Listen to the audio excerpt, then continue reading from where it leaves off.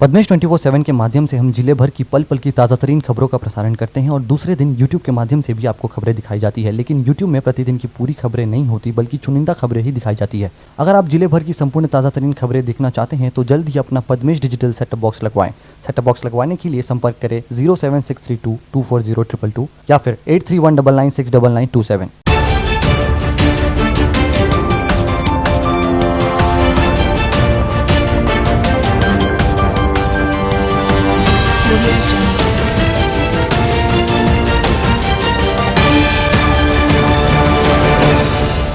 नमस्कार, पद्मेश 24/7 में आपका स्वागत है। आज आपके साथ मैं कृष्णा सेंडे। चलिए बुलेटिन की शुरुआत करते हैं आज के हेडलाइन से।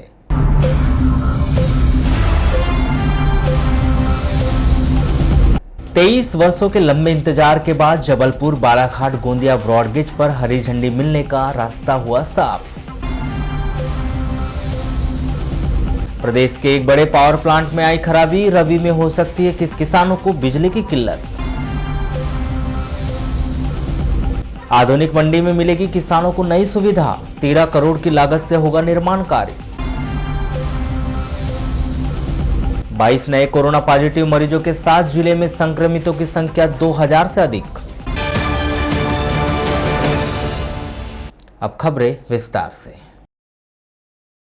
पिछले 23 वर्षों से बहुप्रतीक्षित Gondia Jabalpur broad gauge rail line का कार्य अब पूरा हो चुका है, जिसके चलते railway safety commissioner A K. Rai, Nagpur railway मंडल DRM Maninder Utpal, deputy CRS और बिलासपुर जोन के आला अधिकारियों ने 31 अक्टूबर शनिवार को लामता समनापुर रेल पथ का निरीक्षण किया, जिसमें उन्होंने लामता और समनापुर के बीच रेल पथ का मोटर ट्रॉली और पावर कार के माध्यम से निरीक्षण कर इस मार्ग पर बनाए गए ओवरब्रिज, मेजर ब्रिज, हैंडओवर का अलाइनमेंट सहित अन्य व्यवस्थाएं देखी। वहीं उन्होंने समनापुर से लामता के बीच स्पेशल ट्रेन इंजन क्रमांक 401661 से इलेक्ट्रीशियन वर्क और ट्रेन की स्पीड का ट्रायल लिया। इस निरीक्षण के उपरांत अधिकारियों का दल लामता से समनापुर और बालाघाट से गोंदिया होते हुए स्पेशल ट्रेन से नागपुर रवाना हो गया।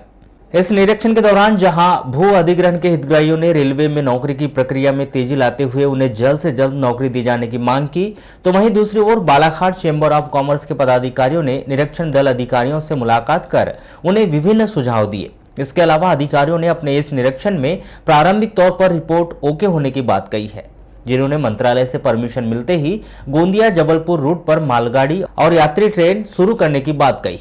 हालांकि ट्रेनें शुरू करने को लेकर अधिकारियों का कोई निश्चित तारीख या महीने की आधिकारिक पुष्टि नहीं की गई।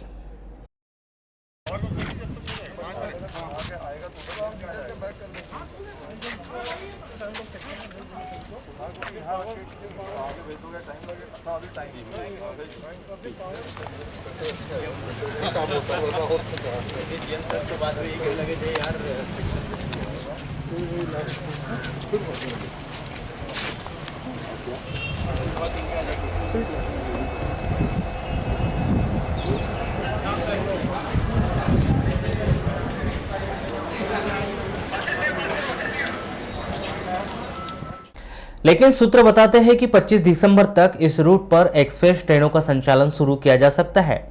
उम्मीद लगाई जा रही है कि इस निरीक्षण के बाद सीआरएस इस प्रोजेक्ट को हरी झंडी दे देंगे। वहीं मंत्रालय से परमिशन मिलते ही प्रथम दौर में गोंदिया बालाघाट नैनपुर जबलपुर के बीच मालगाड़ियों का परिचालन शुरू हो जाएगा और रेलवे मंडल से इस प्रोजेक्ट को हरी झंडी मिलते ही गोंदिया से जबलपुर के लिए संभवतः दिसंबर माह में यात्री ट्रेन शुरू कर दी जाएगी। निरीक्षण मैंने नहीं, निरीक्षण सीआरएस साहब ने किया है, कमिश्नर रेलवे सेफ्टी। तो उन्होंने पूरा निरीक्षण अभी मोटर ट्रॉली से किया, सभी ब्रिज और मेजर ब्रिज और पीछे ट्रैक पैरामीटर सब देख लिया और ओवरहेड का जो अलाइनमेंट होता है उसको भी देख लिया है। तो अब हम स्पीड ट्रायल करेंगे और स्पीड ट्रायल ख़त्म होने के बाद जो भी पैरामीटर आएंगे उसको इकट्ठा करके फिर वो निर्णय देंगे कि ये सेक्शन ओपन कब होना है या क्या करना है। एक बार उनका ऑथराइजेशन मिलता है उसके हिसाब से हम आगे का कार्रवाई करेंगे। अब तक निरीक्षण में क्या रिपोर्ट पाई गई? अभी तक निरीक्षण में जनरली जो है वो ठीक पाया गया। कब तक गाड़ी रूट पे चलने लगेगी? माल जैसे ही ऑथराइजेशन लेटर मिलता है उसके बाद हम चला देंगे। कुछ लोगों ने ज्ञापन भी सौंपा था जिनकी ज़मीन अधिग्रहण में गई हुई थी, उन लोगों का कहना है कि उनको ज्वाइनिंग नहीं दी जा रही है। क्या क्या कुछ मांगे? ज्वाइनिंग एक प्रोसेस है, एक प्रक्रिया है, उसमें थोड़ा सा टाइम लगता है क्योंकि उन सबके एंटीजेंट, उनके सबके कहाँ के रहने वाले थे, उनका स्कूल, उनके पढ़ाई, उनका सब कागजी कार्रवाई में थोड़ा टाइम लगता है। महानगरों की तर्ज पर किसानों को सुविधा प्रदान करने के लिए नगर के इतवारीगंज में शासन के निर्देश के तहत निर्माण की गई हाईटेक कृषि मंडी लगभग 90% बनकर तैयार हो गई और किसानों को नए साल में यह सौगात मिलने जा रही है। आपको बताएं कि हाईटेक कृषि मंडी का निर्माण के लिए 8 करोड़ रुपए की राशि स्वीकृत की गई थी, लेकिन व्यवस्थाओं को और बेहतर बनाए जाने को लेकर 5 करोड़ रुपए से इस आधुनिक कृषि मंडी में खर्च किया गया है। इस आधुनिक कृषि मंडी में वह तमाम सुविधाओं का ख्याल रखा गया है जो वर्तमान स्थिति में किसानों के लिए सबसे महत्वपूर्ण है, जहां अत्याधुनिक हॉल, जैविक उपज को सुरक्षित रखने की भी इस कृषि उपज मंडी में व्यवस्था है। इस संदर्भ में दूरभाष पर चर्चा के दौरान कृषि मंडी निरीक्षक श्री सोनुमानी ने बताया कि आधुनिक कृषि मंडी का कार्य लगभग समाप्ति की ओर है। करीब 13 करोड़ रुपए की लागत से बनाई गई यह आधुनिक कृषि मंडी किसानों के लिए वरदान साबित होगी और यह सौगात जनवरी 2021 में किसानों को मिल पाएगी। विभाग के द्वारा इसे हैंडओवर किए जाने की पूरी तैयारियां कर ली गई है। वारासुनी थाना के अंतर्गत ग्राम पंचायत नेत्रा निवासी 2 लोग कौड़ी टोला नेत्रा में 31 अक्टूबर की दोपहर 12:30 बजे सड़क दुर्घटना में घायल हो गए। प्राप्त जानकारी के अनुसार नेत्रा निवासी महेशुई के अपने साथी मनोज वरकड़े के साथ मोटरसाइकिल से कहीं काम से गए थे, जो वापस अपने घर आ रहे थे, तभी गांव के कौड़ी टोला में मोटरसाइकिल अनियंत्रित होने से दुर्घटना घटित हो गई, जिसमें दोनों घायल हो गए। जिसकी सूचना ग्रामीणों के द्वारा घायल महेश उइके के भाई सहसराम उइके और संजीवनी 108 को दी गई, जिस पर घायल के भाई ने घटनास्थल पर पहुंचकर अपने भाई महेश उइके और उसके साथी मनोज वरकड़े को संजीवनी 108 की मदद से शासकीय सिविल अस्पताल वारासुनी लाकर भर्ती किया गया, जहां पर दोनों का उपचार जारी है। तो कैसे क्या हुआ? गाड़ी से आ रहे थे उधर से कहीं से, तो उनकी गाड़ी में समझी तो गाड़ी अनियंत्रित हो गई, क्या वो गिर गए। तो अभी चोटें कहाँ कहाँ लगी इन लोगों को? एक को मस्तक पे लगी है, एक को धुने में लगी है और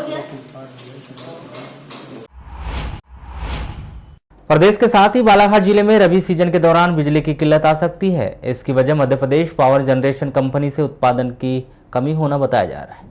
प्रदेश की जरूरत के मुताबिक बिजली लेने के लिए निजी उत्पादकों से अतिरिक्त बिजली की खरीदी करनी होगी, क्योंकि Madhya Pradesh power generation company के श्री सिंगाजी पावर प्लांट की 1320 मेगावाट की एक यूनिट में तकनीकी खराबी आ चुकी है। इस वजह से इस प्लांट के अगले 4 माह तक शुरू होने की उम्मीद नहीं है। जिले के भीतर दिसंबर और जनवरी माह से रबी सीजन धान की फसल की बोनी शुरू हो जाती है। दिसंबर से मई तक सिंचाई अधिक होने लगती है, इस वजह से बिजली की खपत भी बढ़ जाती है। Madhya Pradesh power generation company रबी सीजन के लिए पहले से ही तैयारी करता है। हालांकि इस विषय पर जिला मुख्यालय स्थित बिजली वितरण कंपनी के जूनियर इंजीनियर राहुल तुर्कर बताते हैं कि उन्हें इस विषय पर अब तक कोई पुख्ता जानकारी नहीं मिली है। उनका काम केवल बिजली का वितरण सप्लाई करना है। प्रोडक्शन के विषय में वरिष्ठ स्तर के अधिकारियों को जानकारी दी जाती है, जिसके आधार पर बिजली वितरण की जाती है। हालांकि अभी जिले के भीतर रबी की फसल की तैयारी के लिए समय है, इसलिए किसान भी इस विषय पर चिंतित नहीं है। आगामी दिनों में शासन स्तर पर कोई वैकल्पिक व्यवस्था की जाए, यही उम्मीद लगाई जा रही है।